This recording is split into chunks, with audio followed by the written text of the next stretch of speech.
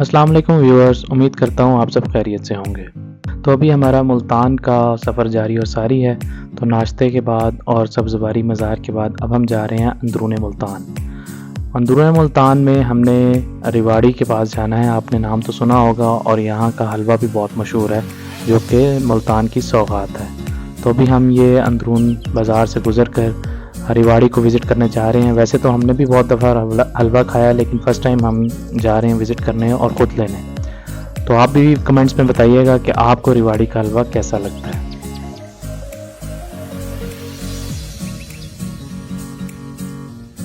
तो ये सामने हमारे रेवाड़ी की शॉप आ गई है, तो चलिए अंदर चलते हैं। चलें जी, फाइनली मिल गए जी। बहुत मुश्किल से रश उठाया। हाँ जी, इस रश से जनाब मोहसिन साहब ने ना कोई हमारी कितना टाइम लगा? मुझे बहुत ज़्यादा टाइम आधा पौना घंटा लग के सिर्फ हलवा लेने के लिए। ये माशाल्लाह लिए भी अच्छे खाते हैं। फिर 3-4 डब्बे तो ले लिए। ओहो, 5 डब्बे सही है। बांटना भी है तुमने? हाँ, बांटूंगा ना नदीम को। तो हलवे से फ्री होने के बाद हमने हमारा रुख किया शाही बाग की तरफ। यहाँ पर एक वॉल्ड सिटी इन्होंने हेरिटेज बनाया हुआ है और ये उसकी एंट्रेंस है। इस एंट्रेंस से अंदर 2 मज़ार हैं, जो शाह रुकन आलम का मज़ार और बहाउद्दीन ज़िक्रिया का मज़ार है। एक लाइब्रेरी है और एक स्टेडियम भी है और बहुत बड़ा पार्क है। तो चलिए हम विज़िट करते हैं। ये हम इंटर हो गए हैं और सबसे पहले हमें शाह रुकन आलम का मज़ार नज़र आ गया। वैसे तो मुल्तान में बहुत से मज़ार हैं, लेकिन ये मज़ार यहाँ का ट्रेडमार्क है। जितने भी टूरिस्ट यहाँ पर आते हैं मुल्तान में, वो इस मज़ार पर लाजमी आते हैं, क्योंकि इसकी बनावट और इसकी खूबसूरती बहुत ही उम्दा है और ये अपनी इतना दिलकश है कि अपनी तरफ खींचता है आपको।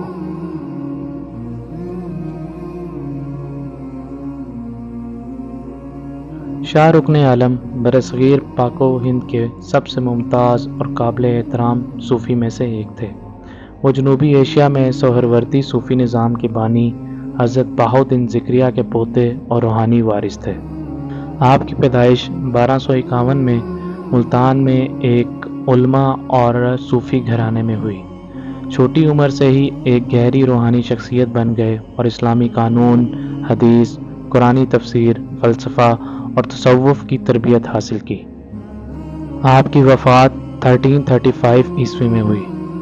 मकबरे को जनूबी एशिया में मुग़ल दौर से पहले के इस्लामी फ़न तामीर की बेहतरीन मिसालों में से एक समझा जाता है।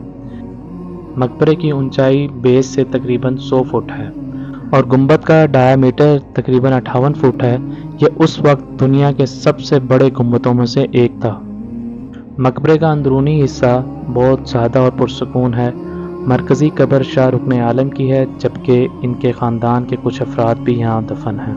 तामीराती मवाद में लकड़ी के शैतरों के साथ सुर्ख ईंटों पर मोटी दीवारें और नीली और सफ़ेद चमकीली टाइलें जो मुल्तानी कारीगरी की एक बेचान हैं।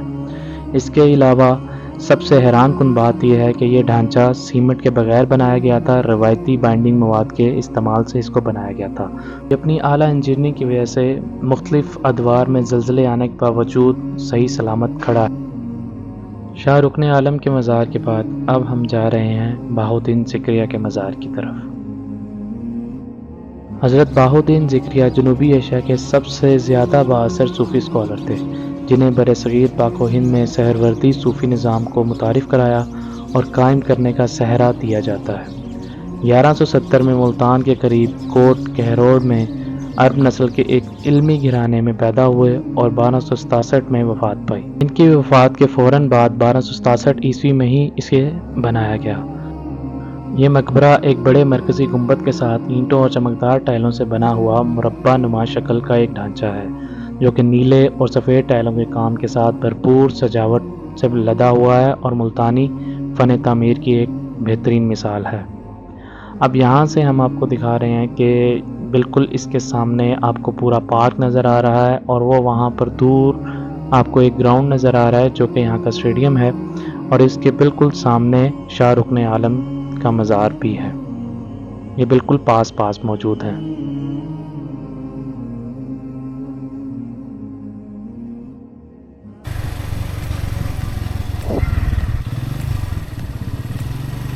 ये आर्किटेक्चर्स भी अपनी मिसाल आप हैं। बहुत ही उम्दा आर्किटेक्चर और बहुत ही नफीस और ख़ूबसूरत काम इस पर बना हुआ था। तो वहाँ से फ्री होने के बाद, मकबरों से फ्री होने के बाद अब हम जा रहे हैं यहाँ के आर्ट गैलरी की तरफ, जो कि यहाँ बहुत ही खूबसूरत आर्ट डिस्प्ले के लिए पड़ा हुआ है। आर्ट गैलरी के चारों तरफ बागीचे हैं, बहुत ही खूबसूरत लॉन हैं और बहुत ज़बरदस्त दरख्त लगे हुए हैं जहाँ पर लोग सैर व तफरीह के लिए आते हैं। तो अभी भी यहाँ पर आपने देख रहे होंगे आइसक्रीम वाले भी हैं और काफ़ी लोगों का रश है। और ये बिल्डिंग अभी न्यूली कंस्ट्रक्टेड है और इसको कुछ ही अरसा हुआ है यहाँ पर, जो कि रेड कलर के टाइल्स के साथ बना हुआ है और इन्होंने बिल्कुल मुल्तानी तर्ज अमल पे इसको बनाया है। ये साइकिल बहुत ही दिलचस्प और नुमाया है क्योंकि फ़ख्र पाकिस्तान साकिब रहमान मुल्तान से मदीना मुनव्वरा तक इसी साइकिल पर गए थे। सुभान अल्लाह। और अब हम आर्ट गैलरी की छत पर आ गए हैं जिससे आपको पूरा मुल्तान नज़र आ रहा है। वो सामने हमारे घंटा घर मौजूद है।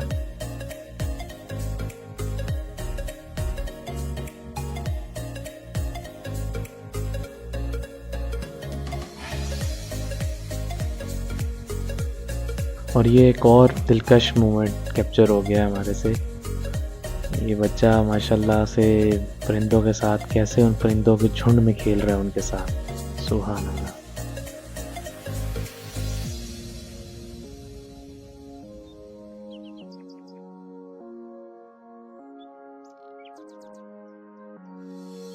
आर्ट गैलरी से निकलने के बाद अब हम जा रहे हैं यहाँ के स्टेडियम की तरफ। इस स्टेडियम का नाम है कासिम बाग स्टेडियम। तो ये अभी ओपन ही है, तो अभी हम अंदर जाकर देखते हैं कि इसकी क्या कंडीशन है। तो ये हम बाइक पर ही अंदर आ गए हैं। तो यहाँ पर अभी रेनोवेशन का काम जारी और सारी है क्योंकि यहाँ पर अभी बड़ा इवेंट आने वाला है। तो व्यूअर्स, हमने कासिम बाग कम्प्लेक्स जो कि यहाँ का हेरिटेज है, इसकी जितनी भी बिल्डिंग्स थी आपको दिखाई। अब हम यहाँ से निकल रहे हैं इसके एग्जिट गेट से। तो बिल्कुल सामने ये मेन चौक आ जाता है। अब इस मेन चौक से हम जा रहे हैं घंटाघर की तरफ।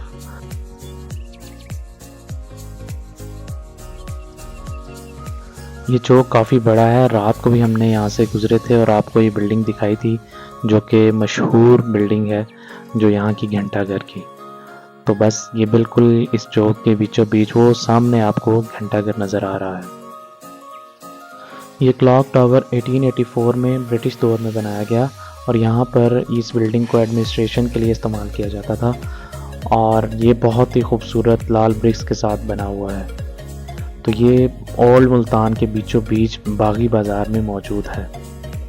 तो अभी हम जा रहे हैं इसके सामने से गुज़र। अभी हमें भूख बहुत ज़्यादा लग रही है, तो हम आपको यहाँ के मशहूर खानों में से एक और चीज़ ट्राई करने जा रहे हैं। तो चलिए हम आपको दिखाते हैं कि वो कौन सा है। वो सामने आपको शाह रुकन आलम का मज़ार नज़र आ रहा है। इस बाज़ार के बीचों बीच वो मशहूर जगह है। आप में से जो लोग यहाँ पे विज़िट करते होंगे वो यहाँ पर ज़रूर आए होंगे। एक नवीद वो भी है, वही नवीद है।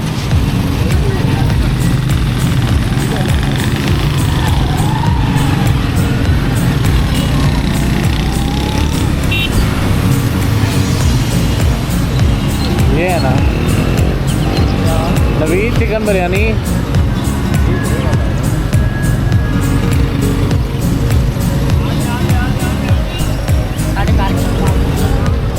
किधर है? अंदर हॉल है क्या?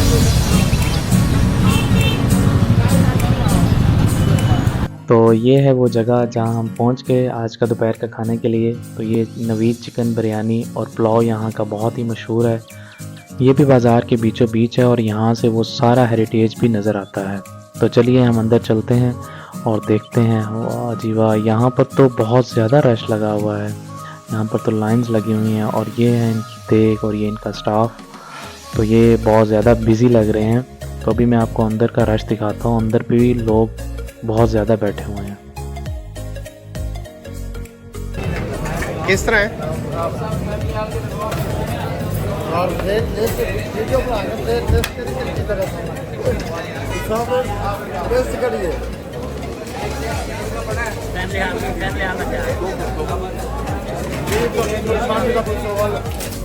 यहाँ पर हमने उनके स्टाफ से कुछ गपशप लगाई कि वो कैसे बनाते हैं और कितना मशहूर है। और ये देखें कितना रश है यहाँ पर। ये भाईजान यहाँ पर बना रहे हैं कबाब जो यहाँ के बड़े मशहूर हैं। आप तो इसे कह सकते हैं कि ये कटलस है क्योंकि ये आलू की टिक्कियाँ बनती है। ये हमारी बारी आ गई और हमने यहाँ का स्पेशल पुलाव मंगाया। इन्होंने हमें साथ एक कटलस भी दिए और हमने टेस्ट के लिए मंगाया क्योंकि हमने सुबह बहुत हैवी नाश्ता किया था, तो अभी हमें उतनी भूख नहीं है और हमने जस्ट टेस्ट के लिए मंगाया है। और डेजर्ट में हमने उनके मीठे चावल भी खाए जो कि बहुत लजीज हैं। तो पुलाव उनका नॉर्मल लगा हमें क्योंकि हमने इससे बहुत अच्छे पुलाव खाए हुए थे, तो इस वजह से हमें बिल्कुल नॉर्मल लगा। तो व्यूअर्स, आप में से जो यहाँ गया हुआ है तो आपको इनका टेस्ट कैसा लगा। तो अब हमारा वापसी का सफ़र शुरू हो गया है और ये मुल्तान से एग्ज़िट होकर हमने एक छोटी सी मस्जिद में नमाज़ वगैरह अदा की जो कि बहुत ही खूबसूरत हमें लगी। तो हम रुक गए यहाँ पर और नमाज़ पढ़ी। उसके बाद हमारा एग्ज़िट यहाँ से चल रहा और ये हमने इस मस्जिद के पास खड़े होकर एक ड्रोन शॉट लिया जो कि बहुत ही हसीन और दिलकश लग रहा है। तो उम्मीद करता हूँ आपको ये पूरी सीरीज़ बहुत अच्छी लगी होगी। पंजाब की सीरीज़ जो हमने बनाई, इस सीरीज़ में हमने बहुत से विज़िट्स किए। हमने लाहौर विज़िट किया, मुल्तान विज़िट किया, बहावलपुर विज़िट किया। तो आप लोग हमें कमेंट्स में बता सकते हैं कि कौन सी चीज़ आपको अच्छी लगी और आप कहाँ कहाँ विज़िट करना चाहेंगे। हमें तो मुल्तान के खाने भी बहुत ही अच्छे लगे और हम हाईली रिकमेंड करते हैं, लेकिन पुलाव थोड़ा सा नॉर्मल था। तो व्यूअर्स, बहुत जल्द आपको नेक्स्ट सीरीज़ में मिलते हैं। आप हमें लाइक, सब्सक्राइब और कमेंट से अपनी राय का बताते रहें और तब तक के लिए आप लोग अपना ख्याल रखिएगा। अल्लाह हाफिज़।